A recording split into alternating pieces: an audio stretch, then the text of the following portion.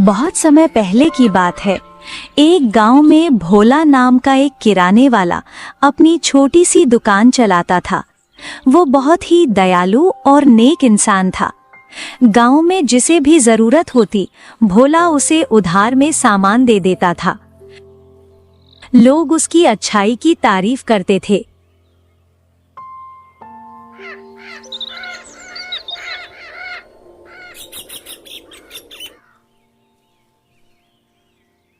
अरे भोला, जरा जल्दी से 1 किलो शक्कर तो तौल देना भाई। ये लीजिए आपकी शक्कर, पूरे 1 किलो है। और कुछ चाहिए तो बता दीजिएगा। अरे भोला भाई, बात ये है कि अभी जेब खाली है और घर पर चाय चढ़ी हुई है। चीनी ऐन वक्त पर खत्म हो गई, इसलिए दौड़ा चला आया। पैसे कल पक्का दे दूंगा, आखिर इसी गांव के तो हैं, कहीं भागे थोड़ी जा रहे हैं। छोड़िए भाई, पैसे तो आते रहेंगे, आप कल दे देना। तभी दुकान पर मदन का आना होता है और वो आते ही कहता है, अरे ओ भोला, 2 किलो चावल निकाल देना। कहां भागे जा रहे हो भाई? कम से कम इन चावलों के पैसे तो देते जाओ। भोला, माफी चाहता हूं पर अभी पैसे नहीं दे पाऊंगा। घर के हालात बहुत खराब है और खाने को कुछ भी नहीं है। अगर आज तुमने ये चावल नहीं दिए तो मेरा सारा परिवार आज रात दाने दाने के लिए तरस जाएगा और सबको भूखे पेट ही सोना पड़ेगा।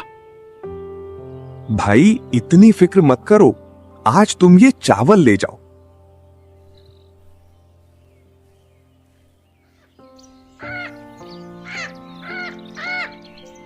अगले दिन मदन फिर दुकान पर आया और उधारी पर सामान ले गया। अब तो ये उसका रोज का काम हो गया था और वो लगातार उधार मांगने लगा। अरे भोला भाई, तुम सबको इतना उधार क्यों बांटते हो? क्या तुम्हें घाटा नहीं होता?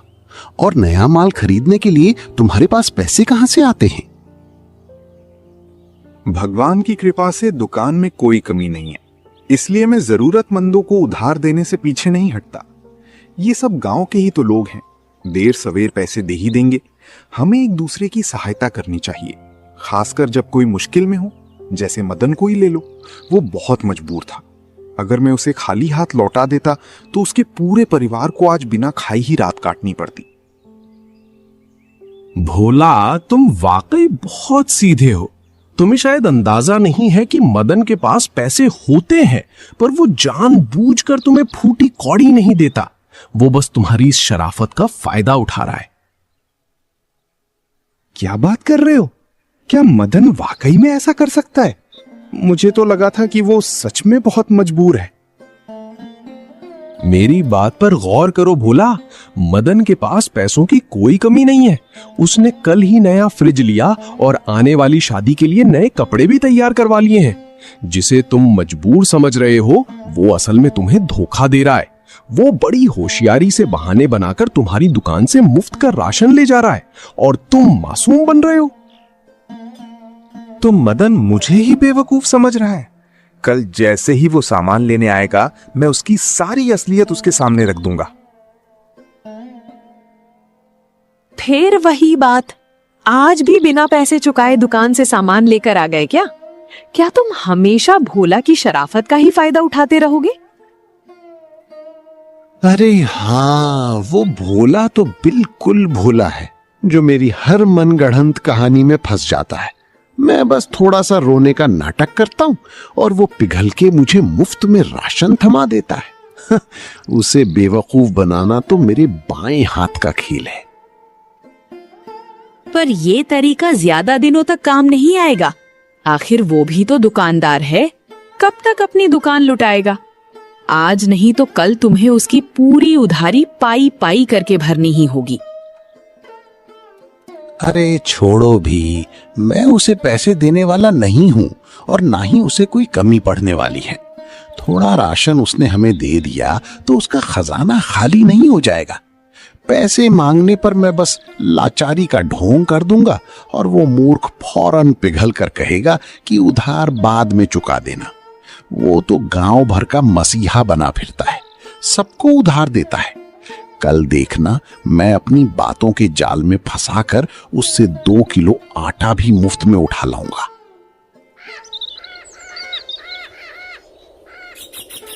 दूसरे दिन मदन ने फिर से अपनी मजबूरी का मुखौटा लगाया और भोला की दुकान पर जाकर बोला,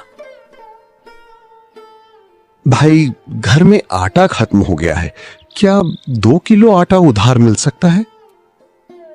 देखो मदन, अब बिना पिछला हिसाब किए तुम्हें एक दाना भी नहीं मिलेगा। तुम्हारी उधारी 300 तक पहुंच गई है। पहले पुराना हिसाब करो, उसके बाद ही आटे की बात करना। ऐसा मत कहो भोला, तुम तो बहुत दयालु हो। मेरा बेटे बीमारी की हालत में भूख से रो रहा है और घर का राशन पूरी तरह खत्म हो चुका है। अगर तुम गेहूं नहीं दोगे तो मेरे परिवार के सामने जान का संकट खड़ा हो जाएगा। मैं इस उम्मीद में आया था कि तुम मुझे निराश नहीं करोगे। आखिर इंसानियत भी तो कोई चीज है। अपनी जुबान को लगाम दो मदन, झूठी ही हमदर्दी बटोरना बंद करो। पैसों की खातिर अपने बच्चे की सेहत का सौदा करते तुम्हें शर्म नहीं आती? मुझे सब पता है कि तुमने कल ही नया फ्रिज लिया है और नए कपड़े भी बनवाए हैं। तुम बस मेरी शराफत का नाजायज फायदा उठा रहे थे। अब तुम्हारा ये नाटक यहां नहीं चलेगा। पहले पिछला पूरा हिसाब करो, वरना दुकान से बाहर निकल जाओ। आज तुम्हें यहां से कुछ नहीं मिलेगा। इतनी सी बात का बतंगड़ क्यों बना रहे हो? 2 किलो आटा ही तो है, कोई बड़ी चीज तो नहीं मांगी। तुम्हारी दुकान तो अच्छी खासी चलती है, मुझे थोड़ा उधार दे दोगे तो क्या गरीब हो जाओगे? और रही बात उधारी की, तो गांव का हर दूसरा शख्स तुम्हारी दुकान से उधार ले जाता है। फिर आज सिर्फ मेरे लिए ये सारे नियम कायदे कहां से आ गए? मैं उधार देता हूं क्योंकि लोग ईमानदार हैं, पर तुम उनमें से नहीं हो। आज तक तुमने पिछला 1 रुपया भी नहीं चुकाया, बस हर बार नया झूठ बोलकर सामान ले गए। जरूरत के समय साथ देना मेरा फर्ज है, पर तुमने तो झूठ को अपना हथियार बना लिया है। तुमने मेरा फायदा उठाया है और ये बात मुझे बिल्कुल मंजूर नहीं। अब बिना पुराने पैसे चुकाए तुम्हें यहां से 1 दिन का भी नहीं मिलेगा। बहुत बड़ा दुकानदार बन रहा है ना? जानी चाहिए तेरा सड़ा हुआ आटा। पर मेरी एक बात लिख कर रख ले, जिस दुकान के भरोसे तू आज मुझे बेइज्जत कर रहा है, वो एक दिन ताले में बंद होगी। तब तुझे पता चलेगा कि अपनी अकड़ दिखाना कितना भारी पड़ता है। तुम्हारे कोसने से कुछ नहीं होने वाला मदन। मुझे अपने कर्मों और अपने ईश्वर पर पूरा भरोसा है। लेकिन हां, अगर मैं तुम जैसे धोखेबाजों को यूं ही मुफ्त में सामान लुटाता रहा तो जरूर मेरी दुकान एक दिन बंद हो जाएगी। अब बहुत हुआ, तो चुपचाप यहां से निकल जाओ। तुम्हें यहां से अब 1 दाना भी नहीं मिलने वाला। ठीक है, अभी के लिए मैं यहां से जा रहा हूं, लेकिन याद रखना भोला, तुमने आज मेरी जो बेइज्जती की है, उसकी कीमत तुम्हें चुकानी पड़ेगी। वक्त हमेशा एक जैसा नहीं रहता, देख लूंगा तुम्हें भी।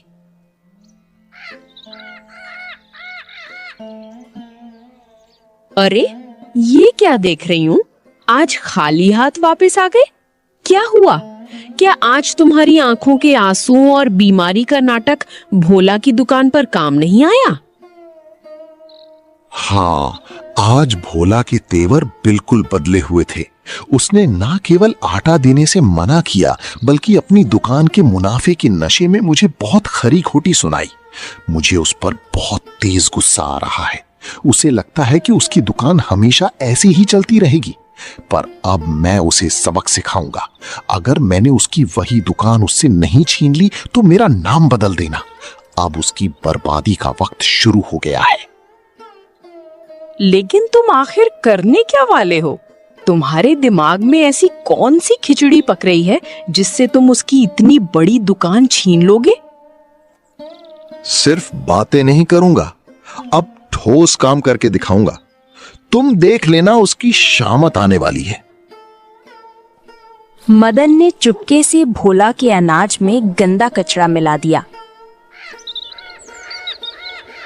2 दिन बीतते ही ओए भोला, बाहर आ और जवाब दे। तूने क्या घटिया मिलावट की है? तेरे यहाँ का आटा खाकर मेरे बच्चे अस्पताल पहुंच गए। साहब, आप क्या कह रहे हैं? मैं ऐसा नीच काम कभी नहीं कर सकता। भला मैं दूसरों की जान जोखिम में क्यों डालूंगा? बिल्कुल सही बात है। कल मैं भी चावल ले गई थी, पर उसमें सफेद प्लास्टिक जैसे नकली चावल मिले थे। भोला अब बहुत बेईमान हो गया है। लानत है भोला, तुम चंद खोटे रुपयों के लिए इतना गिर सकते हो। मैंने कभी सोचा भी नहीं था। तुम पैसों के लालच में आकर बेगुनाह लोगों के जीवन से खिलवाड़ कर रहे हो। तुम्हारे इस मिलावटी खाने से आज किसी की जान भी जा सकती थी। सब लोग तुम पर अटूट भरोसा करते हैं और सामान खरीदते हैं, पर तुमने सबके साथ ऐसा गंदा विश्वासघात किया। तुम्हें डूब मरना चाहिए। आप सब लोग मेरी बातों पर यकीन क्यों नहीं करते? मैंने ऐसा कुछ भी गंदा काम नहीं किया है। मैं इतने सालों से दुकान चला रहा हूं और मैंने हमेशा बहुत ईमानदारी से यह दुकान चलाई है। मैंने अपनी पूरी जिंदगी में कभी बेईमानी नहीं की। झूठ बोलना छोड़। अब सबको तेरा असली चेहरा पता चल गया है। अब तेरा झूठ बोलना बिल्कुल काम नहीं आएगा। भाई लोग, अब और क्या देख रहे हो? इसने चंद पैसों के लिए सबके बच्चों की जान से खिलवाड़ किया है। इसको सख्त सबक मिलना चाहिए। रुको, गुस्सा शांत करो। मारपीट से कुछ नहीं होगा। इस चोरी और मिलावट का फैसला केवल पंचायत ही करेगी।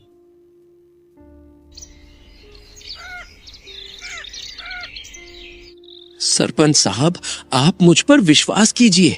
मैंने अनाज में एक रत्ती भर भी मिलावट नहीं की। ये सब मुझे फंसाने की साजिश है। सरपंच जी, इसकी बातों में मत आइए। ये झूठ बोल रहा है। लालच ने इसे अंधा कर दिया है। मैं भी यही सोचता था कि ये लोगों को उधारी देने का इतना नाटक क्यों करता है। इसकी दुकान हमेशा लबालब भरी कैसे रहती है। ये बरसों से लोगों को धोखा दे रहा है। ये गांव वालों की सेहत से खिलवाड़ है। इसे सजा मिलना बहुत जरूरी है। सरपंच साहब, मुझ पर रहम कीजिए और विश्वास कीजिए। मैंने कभी बेईमानी नहीं की। उधारी तो मैं इसलिए देता था ताकि किसी का चूल्हा न बुझे। मैं तो बस लोगों की निस्वार्थ मदद करता था। ये मेरे साथ बहुत बड़ा अन्याय हो रहा है। सालों से गांव वाले मेरा अनाज खा रहे हैं, कभी कोई शिकायत नहीं आई। मेरा सामान हमेशा शुद्ध और उत्तम होता है, फिर आज ही ये हंगामा क्यों? सरपंच जी, मैंने किसी की जान के साथ कोई खिलवाड़ नहीं किया है। झूठ की भी हद होती है। सरपंच साहब, मैंने अपनी आंखों से इसे गंदगी मिलाते देखा है। मैं इसका जिंदा गवाह हूं। ये धंधा इसका काफी दिनों से चल रहा है। पहले कम मिलावट थी तो सब हजम कर जाते थे, पर अब इसका लालच इतना बढ़ गया कि इसने मिलावट की मात्रा बढ़ा दी। इसी वजह से बेचारे लोग बीमार पड़ रहे हैं। इसकी बातों में मत आइए। मदन, मैंने तुम्हें उधारी देने से मना किया क्या? इसीलिए तुम इतना बड़ा झूठ बोल रहे हो? कहीं ये सब साजिश तूने तो नहीं रची? मुझे फंसाने के लिए तुम इतनी नीच बन जाओगी, मैंने सोचा नहीं था। वाह रे भोला, खुद चोरी और ऊपर से सीना चोरी। सरपंच जी, मिलावट इसकी दुकान में मिली और अब ये मुझ पर आरोप लगा रहा है। इसकी एक भी बात सच नहीं है। ये अपनी खाल बचाने के लिए झूठ का सहारा ले रहा है। हाँ, मदन सही बोल रहे हैं। इस मिलावटखोर ने हमारे बच्चों की जान जोखिम में डाली है। इसे यहाँ रहने का कोई अधिकार नहीं। अभी के अभी इसे धक्के मारकर गांव से बाहर निकालो। चलो, सब लोग इसकी दुकान पर ताला लगाओ। भोला, तुमने सबको अंधेरे में रखा। हम तुम्हें शरीफ समझते थे, पर तुम तो जहरीले नाग निकले। तुमने चंद रुपयों के लिए गांव का भरोसा तोड़ा और बेईमानी की। आज लोगों की सांसें अटकी हैं और इसकी जिम्मेदार सिर्फ तुम हो। तुम्हें इस पाप की भयानक सजा मिलेगी। तुम्हें इसी पल ये गांव खाली करना होगा। इस पावन मिट्टी पर रहने का तुम्हारा कोई अधिकार नहीं बचा। नहीं नहीं सरपंच जी, मैं पूरी तरह बेकसूर हूं। मेरी एक आखिरी बात तो सुनिए। ऐसा अनर्थ मत कीजिए। मैं गांव छोड़कर अकेला कहां जाऊंगा? वो दुकान ही तो मेरी रोजी रोटी और कमाई का एकमात्र जरिया है।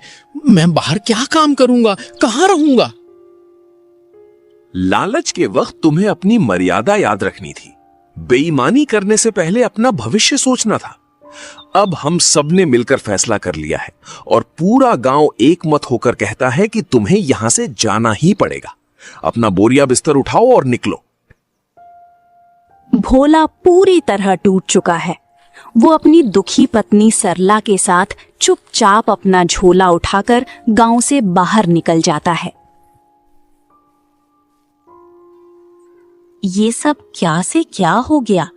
मुझे यकीन नहीं हो रहा कि ऐसा भी कुछ होगा। आपकी ईमानदारी और मेहनत को पूरा गांव जानता था।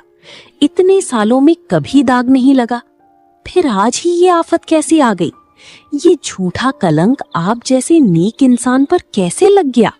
मेरी समझ से बाहर है सब। मैं भी यही सोच रहा हूं, पर ये किसी की सोची समझी साजिश है। मेरा शक तो सीधा मदन पर ही जाता है। उस दिन जब मैंने उसे मुफ्त अनाज देने से इनकार किया, तभी से वो नफरत पाले बैठा था। पक्का उसने ही ये सब षड्यंत्र रचा है ताकि मैं बर्बाद हो जाऊं। मेरी बात मान लेते तो आज ये दिन ना देखना पड़ता। उधारी देना है, पर आपने ही उसे सिर पर चढ़ा रखा था। अब देख लिया एहसान का बदला। उसने आपको गांव से बेदखल करवा दिया। मदद का यही सिला मिला आपको। अब जो हुआ सो हुआ सरला। हमें जल्दी अपने रहने का पक्का इंतजाम करना होगा। पुरानी बातों को याद करने से अब कुछ नहीं बदलने वाला है। हमें अब नया ठिकाना ढूंढना ही पड़ेगा।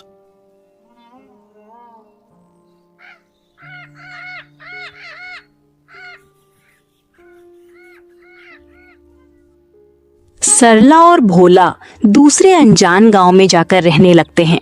रहने की छत मिल गई, पर अब पेट की आग बुझाने के लिए पैसों का इंतजाम करना होगा।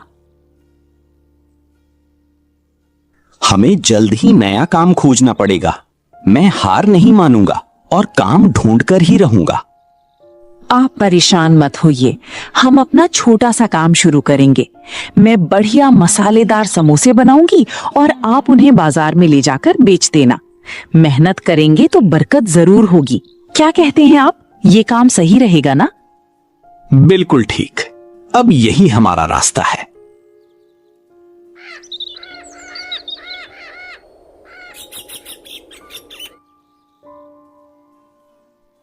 सरला घर पर खस्ता और चटपटी समोसे तैयार करती है। भोला उन समोसों को लेकर मुख्य बाजार में बेचने की तैयारी में बैठ जाता है।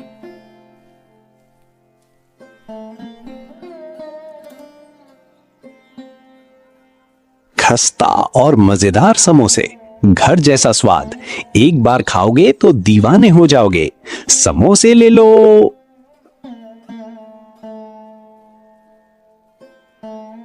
अरे भाई, समोसे तो देना। लीजिए, गर्मा गर्म। जरा चक्कर देखिए साहब, स्वाद में लाजवाब है। आपको पक्का मजा आ जाएगा। घर के शुद्ध मसालों से बने ये ताजा समोसे हैं। क्या बात है, तुम्हारे बनाए समोसे तो वाकई में बहुत ही लाजवाब और स्वादिष्ट हैं। इन्हें खाकर दिल खुश हो गया। वाकई बहुत अच्छे हैं। यह लो, तुम्हारे समोसे के पैसे। धीरे धीरे भोला की दुकान पर ग्राहक आने लगते हैं और पहले ही दिन उसकी तगड़ी कमाई होती है।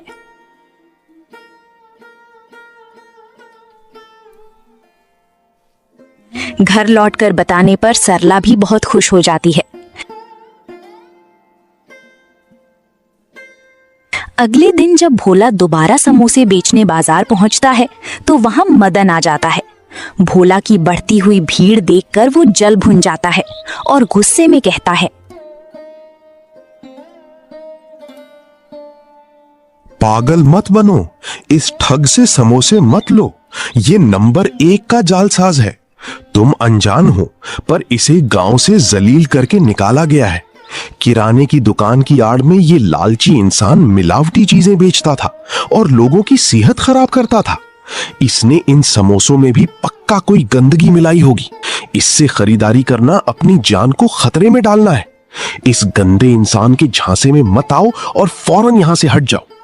मदन की कड़वी बातें सुनकर लोग उसकी बातों में आ जाते हैं। देख लिया मेरा जलवा, अब तेरा समोसा कोई छकेगा भी नहीं। उस दिन उधार मांग रहा था तो बड़ी शर्तें लगा रहा था, अब भुगत अपनी अकड़ का नतीजा। कहां गई वो किराने की दुकान और वो ठसक। अब समोसे की टोकरी लेकर घूम, फिर भी कोई पास नहीं भटकेगा। तेरी किस्मत में अब सिर्फ भूखा मरना ही लिखा है, देख लेना। शर्म कर मदन, एहसान फरामोश कहेंगे। आखिर मैंने तेरा क्या बिगाड़ा था? जब तुझे जरूरत थी तो मैंने ही मदद की थी, और आज तू ही मेरी जड़ काट रहा है। इतना गिर गया तू लालच में।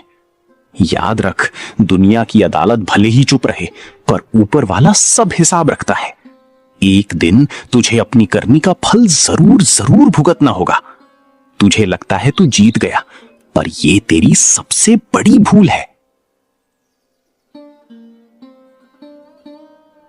ऐसा कहकर भोला चुपचाप अपनी टोकरी उठाता है और वहां से चला जाता है। समोसे वैसे के वैसे ही हैं।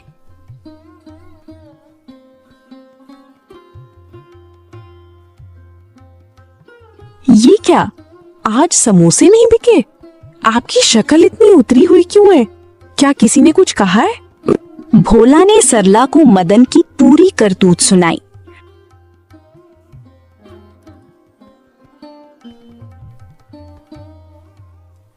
हार ना मानते हुए अगले दिन भोला फिर से समोसे बेचने के लिए निकला। तभी रास्ते में उसे एक बेचारी बूढ़ी औरत दिखाई दी, जो ठोकर खाकर नीचे गिर गई थी और दर्द से कराह रही थी। हे भगवान, माँ जी, ये क्या हो गया? आप सड़क पर ऐसे क्यों गिर गईं? कहीं ज्यादा चोट तो नहीं आई? आपकी तबीयत ठीक नहीं लग रही है। आपका घर कहाँ पर है माँ जी? मुझे जल्दी से बताइए। बेटा, बस कमजोरी से चक्कर आ गए थे। घर यहीं करीब है, मैं चली जाऊंगी। कोई बात नहीं, मैं आपको घर तक छोड़ देता हूँ। भोला उस बुजुर्ग महिला को सुरक्षित घर पहुंचा देता है। माँ जी उसे दुआएं देती हैं, पर जब वो समोसे बेचने वापस अपनी जगह पहुंचता है तो वहां सन्नाटा होता है। उसकी पूरी टोकरी चोरी हो चुकी होती है। हे ईश्वर, अभी तो टोकरी यहीं थी, आखिर कौन चुरा ले गया? अब मैं क्या बेचकर पैसे कमाऊंगा? लगता है आज किस्मत में खाली हाथ घर लौटना ही लिखा है। एक तो कमाई नहीं हुई, ऊपर से सामान भी खो गया। थका हारा और खाली हाथ भोला घर लौटता है। वो सरला को बताता है, दुखी क्यों होते हो? ऊपर वाला हमारी ही परीक्षा ले रहा है शायद। देखना, एक दिन खुशियों की सुबह जरूर आएगी। ये बुरा दौर भी बीत जाएगा। बस आप हिम्मत और हौसला बनाए रखिए, सब बेहतर हो जाएगा। अगले दिन भोला फिर से समोसे लेकर बाजार की अपनी पुरानी जगह पहुंचता है। तभी एक अजनबी आदमी आता है और कहता है, भाई, मुझे तुम्हारी मदद की बहुत जरूरत है। मेरे यहाँ बहुत सारे अनाथ बच्चे हैं जिनका इस दुनिया में कोई नहीं। आज उनके खाने का कोई इंतजाम नहीं कर पाया और वे सब भूखे हैं। मुझ पर उपकार करो और ये समोसे दे दो। अभी मेरे पास पैसे नहीं है, पर जैसे ही इंतजाम होगा मैं तुम्हें चुका दूंगा।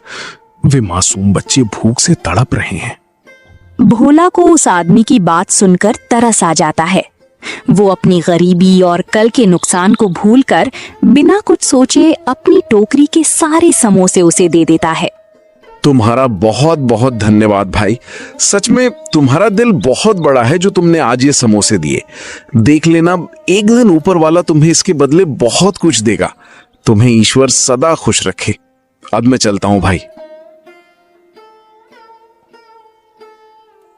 लगातार दूसरे दिन भोला खाली हाथ घर वापस आता है। उसकी जेब खाली थी। क्या हुआ जी, आप इतने खामोश क्यों हैं?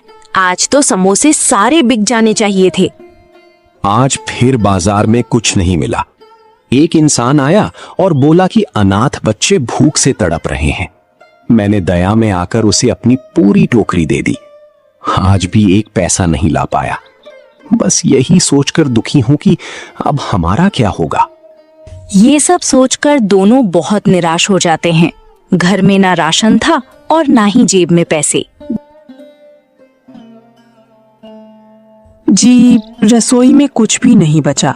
सुबह बनाए हुए सिर्फ 4 समोसे ही बचे हैं। मैंने सोचा था आप कमा कर लौटेंगे तो रसोई सजेगी, लेकिन आज तो उन ठंडे समोसों से ही पेट की आग बुझानी होगी। तभी अचानक बाहर तेज बारिश शुरू होने लगती है, बिजली कड़कती है और उनके घर में एक साधु आते हैं। वे पूरी तरह भीगे हुए थे। बेटा, मेरी एक मदद करोगे? बाहर बहुत बारिश हो रही है। मैं इस भीगते मौसम में अपने घर नहीं जा सकता। क्या मैं आज की रात तुम्हारे यहां रुक सकता हूं? जरूर बाबा, इतने तूफान में हम आपको बाहर कैसे जाने दे सकते हैं? बाहर का रास्ता बहुत खराब है। आप सुबह होने पर ही यहां से जाइएगा। बाबा, आपको भूख लगी होगी ना? बाहर इतनी ठंड और बारिश है। सच कहूं तो भूख से जान निकल रही है बेटा। इस बूढ़े शरीर में अब हिम्मत नहीं बची। जो कुछ भी सूखा घर में हो वहीं दे दो। सरला, जो समोसे रखे हैं वो बाबा को खिला दो। मेहमान भगवान का रूप होता है। हम अपना पेट काट कर भी इनका पेट भरेंगे। आखिर ये हमारे घर आए हैं तो इन्हें तृप्त करना हमारा धर्म है। हम पानी पीकर रात काट लेंगे। आपकी बात सही है। खाना बाबा को ही दे देते हैं। हमारी भूख तो बर्दाश्त हो जाएगी, पर इन बुजुर्ग को खाली पेट देखना ठीक नहीं। हम आज पानी पीकर सो जाएंगे। भोला सारे समोसे बाबा को दे देता है। बाबा खाकर सो गए, पर सुबह वहां कोई नहीं था। उनकी जगह सोने के सिक्कों से भरा मटका था। भोला और सरला ये देखकर तंग रह गए। उन्हें अपनी आंखों पर यकीन नहीं हुआ। हे भगवान, इतने सारे सोने के सिक्के! आखिर वो बाबा कहाँ चले गए? बाबा को ढूंढते ढूंढते दोनों गांव के बाहर तक गए, पर वहां सन्नाटा था और बाबा कहीं नहीं थे। आखिर वे घर वापस आ गए। उस मटके को देखकर उन्हें अब भी सब चमत्कार लग रहा था। देखो सरला, ईश्वर खुद चलकर हमारे दरवाजे आए थे। हम उन्हें पहचान नहीं पाए, पर उन्होंने हमारी नियत देख ली। ये सोने के सिक्के उन्हीं का आशीर्वाद है। अब हम कभी भूखे नहीं सोएंगे। भगवान ने हमारी सुन ली। बिल्कुल सही कहा आपने। मुझे यकीन था कि ईश्वर हमारी परीक्षा ले रहे हैं। आपने कभी किसी का बुरा नहीं चाहा और हमेशा नेकी के रास्ते पर चले। आपकी इसी अच्छाई का फल आज भगवान ने हमें दिया है। उन्होंने हमारी सुन ली और एक पल में हमारी सारी परेशानियां खत्म कर दी। हे ऊपर वाले, आपका बहुत बहुत धन्यवाद। आपको मेरा कोटि कोटि प्रणाम। आपने हम जैसे गरीबों की विनती सुन ली और हमारा जीवन खुशियों से भर दिया। आपकी लीला सच में बहुत अपरंपार है। प्रभु, वक्त का पहिया ऐसा घूमा कि भोला की किस्मत चमक गई। अब वो एक अमीर इंसान था, जिसके पास जमीन और बंगला सब था। अचानक एक दिन उसे सड़क पर एक भिखारी दिखा। जब भोला ने पास जाकर उसका चेहरा देखा तो उसके होश उड़ गए। वो भिखारी उसका पुराना पड़ोसी मदन ही था। अरे मदन, तुम यहाँ? तुम्हारी ऐसी हालत कैसे हो गई? तुम सड़क पर भीख मांग रहे हो? कहाँ गया तुम्हारा वो सारा धन और घमंड? तुम्हें इस हाल में देखकर मुझे बहुत दुख हो रहा है। मदन के पैरों तले जमीन खिसक गई। भोला की अमीरी देखकर उसे बहुत बड़ा झटका लगा। वो शर्म के मारे झुक गया और उसे समझ नहीं आया कि भोला से क्या कहे। क्या बताऊं भोला भाई, मेरे बेटे की तबीयत बहुत खराब है। उसके ऑपरेशन के लिए डॉक्टर साहब ने बहुत पैसे मांगे हैं। उसके इलाज के चक्कर में मेरे खेत खलिहान तक बिक गए। अब मेरे पास कुछ नहीं बचा, इसीलिए मजबूरी में भीख मांग रहा हूं। तुम फौरन उठो भाई, परेशान मत हो। मैं खुद तुम्हारे बच्चे का इलाज करवाऊंगा। वो जल्दी ठीक होकर घर आएगा। तुम फालतू की चिंता छोड़ दो। भोला अपनी पुरानी दुश्मनी भुलाकर बच्चे का इलाज करवा देता है। इतना ही नहीं, उसने मदन को कुछ नगद पैसे भी दिए ताकि वो अपना गुजारा कर सके। मदन की आंखें नम हो गईं। भोला, मैं माफी के काबिल नहीं हूं। मैंने तुझे बहुत सताया, पर तूने बदले में मेरे बच्चे की जान बचा ली। मेरी बुद्धि भ्रष्ट हो गई थी जो मैंने एक सच्चे और ईमानदार दोस्त को धोखा दिया। आज मेरी आंखें खुल गई हैं। तुम सच में महान हो। मुझे अपने छोटे भाई की तरह माफ कर दो। चलो मदन, जो हुआ सो हुआ। तुझे पछतावा है तो मेरी कोई नाराजगी नहीं। अब सारा ध्यान अपने बच्चे पर लगाओ। घर जाओ और उसे ठीक करो। कभी भी कोई परेशानी आए तो याद करना, मैं मदद के लिए हमेशा तैयार हूं। मैं ऐसे खाली हाथ घर नहीं लौटूंगा। आज पूरे गांव को पता चलना चाहिए कि तू कितना नेक है। मैं पंचायत के सामने अपने पापों का घड़ा फोड़ना चाहता हूं। तू मेरे साथ चल और सबको सच बताने दे। मदन भोला को अपने साथ अपने पुराने गांव लेकर जाता है। वो पंचायत बुलाकर सारे लोगों के सामने हाथ जोड़कर माफी मांगता है। वो सबको सच बताता है कि भोला कितना ईमानदार और नेक है। धिक्कार है तुम पर मदन। अपनी लालच के लिए तुमने एक मासूम को बदनाम किया। भोला जैसा हीरा इंसान तुम्हारी वजह से दर दर भटका। आज तेरा पाप सबके सामने है। अब तुझे कोई नहीं बचा सकता। रुक जाइए, गुस्से से काम मत लीजिए। मदन बदल चुका है, तभी तो उसने खुद आकर अपनी गलती मानी है।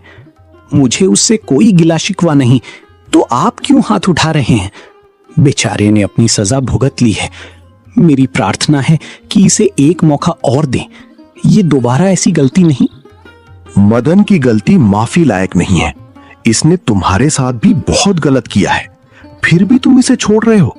सच में भोला, तुम्हारा दिल बहुत बड़ा है। तुम्हारी जगह कोई और होता तो इसकी मदद कभी नहीं करता।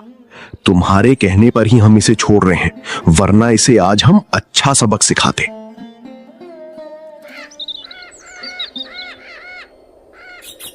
आज मुझे समझ आया कि जो होता है अच्छे के लिए होता है।